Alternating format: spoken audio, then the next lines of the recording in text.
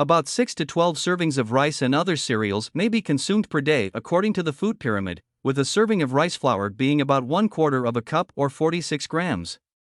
However, dietary recommendations are highly individualized. Rice flour is made from highly processed rice grains and may therefore contain fewer micronutrients and phytochemicals. This may lead to micronutrient deficiency if the flour is not enriched or balanced with an adequate source of micronutrients.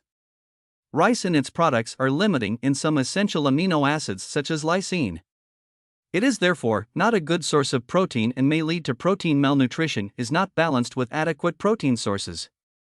For adults, the recommendation from American Heart Association is to eat 6 servings of grains per day. A serving of rice flour would be a half cup of flour. It is highly advised the consume of whole grain rather than refined grain products.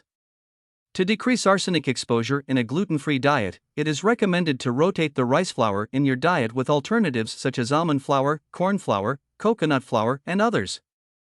Arsenic can be present in rice flour. Arsenic is a toxic chemical found in our environment. It is present in water, soil, and air. Some foods such as rice and fruits can contain high amount of arsenic.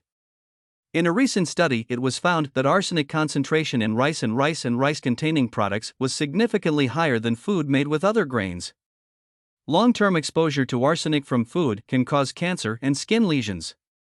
Rice flour is a good addition to a healthy diet, especially if you follow a gluten-free diet or if you like to vary your grains. Rice flour can be used as a flour substitute in recipes that call for flour. Be sure to read the label of the flour to know the ratio of how much rice flour to use in place of wheat flour.